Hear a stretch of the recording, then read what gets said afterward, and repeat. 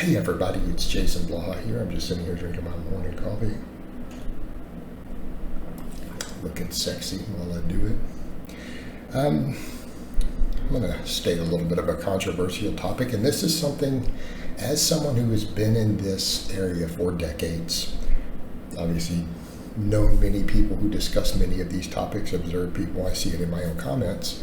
I'm just going to call people out on this.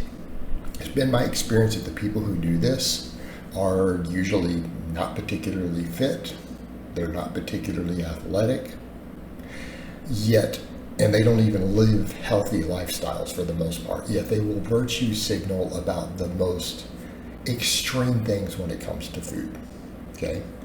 And I feel like people do this as an excuse to virtue signal, to say, oh, I care about fitness so much that I care about the amount of pesticides in my food or the arsenic in my brown rice. But then they don't really live that healthy or fit of a lifestyle. They still put trash in their mouth, almost invariably. Most of them are not lean. Most of them don't have big lifts, lots of muscle. They don't, almost never have abs. And then they focus on dietary things that aren't even going to help them live that long. Okay. So what do I mean by these examples? People will stand there and argue with you about glyphosates, again, herbicide, being used in a variety of foods, and then even whole grains are still not good because of this. And it's like, the population level, this isn't killing anybody, right? We need to be clear on this.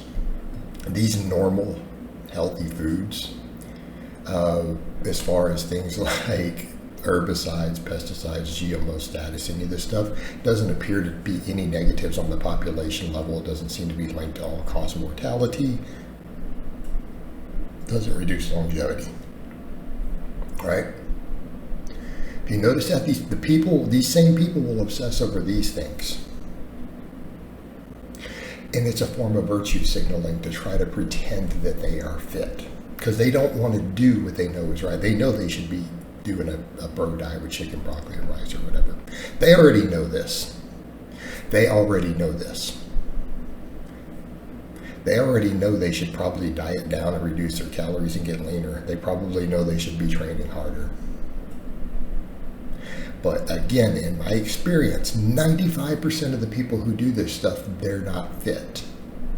They don't look like a fit person, they don't look like an athletic person, and they're not even particularly healthy.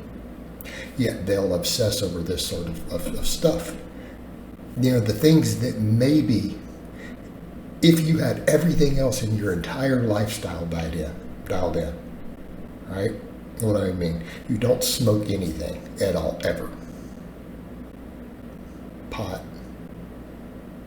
tobacco, you don't drink any alcohol, you're 100% sober, haven't had a drink in 10 years, not one.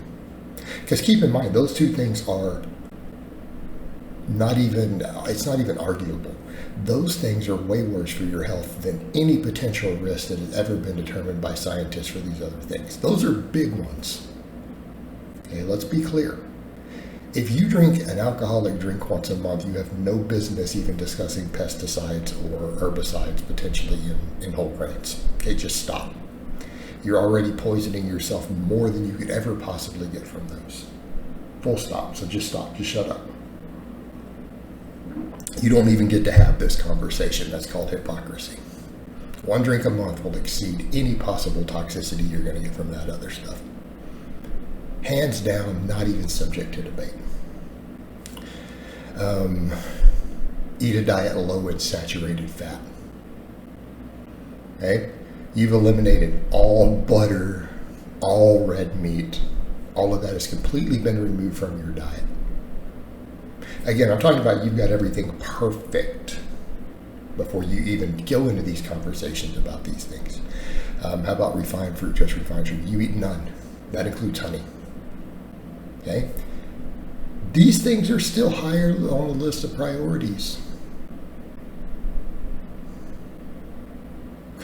Everything that I just listed will add more to your total lifespan and your health and fitness than discussions of the amount of arsenic or glyphosates or GMO foods. So let's be clear on that. So until you have perfected these big things, like we started with the drugs that are the biggest problems, and we came down to the normal everyday food sources that are the biggest problems, right? So once you've done that, once you are lifting 4 days a week, once you're doing cardio and conditioning, once you're lean enough to see your abs and have a good strength base, and you've done all these other things, then maybe if you want to be really orthorexic to the point of mental illness, then you start worrying about, well, brown rice has some arsenic, more than white rice. This food might be GMO, non-organic, right? But again, most of this other stuff is not big deals. Okay, we need to be clear here. For most people, concerns of those things should be non-issues. They're so small in the grand scheme of things that for most people, worrying about, hey, I should probably lose 10 pounds of body fat and gain a little muscle through any means necessary is still probably a bigger deal than any of that stuff could ever be in a worst case predicted scenario. Hey, maybe I should get all the alcohol and junk out of my diet. Okay, those for most people, those are the big deals. And that's what I mean. I see the people who do this, I'm like, you don't look to me like the pinnacle of fitness. Why are you worried about this stuff? And it's not because they really do. It's because they like the virtue signal.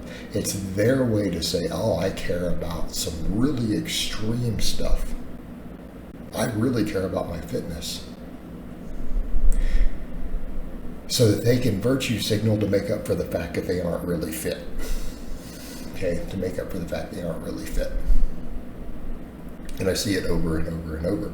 And the problem is the people who are extremely fit who then start worrying about this stuff are generally so orthorexic that it's crippling them. That's a much smaller demographic, but that's the same thing too. You won't live that life for long. So the people who get really fit and have the other stuff dialed in, who then go to the extreme and worry about these other things, who aren't hypocrites, then become mentally ill as a result of it, because it's a crazy obsession at that point. All right? Instead of letting the doctors and the researchers and people figure out where the risks are and to advise government agencies and advise food scientists so that we can try to keep everyone healthier, right? Then they try to jump into this. And the problem is they're like, well, I do my own research, but you don't. You just go to a bunch of conspiracy websites. That's not research. Possibly written by schizophrenic, crazy people. Okay? Again, it's just silly virtue signaling for most. All right, guys, but that's really all I have to say on that today. I hope it's been informative, and I'll talk to you guys next time.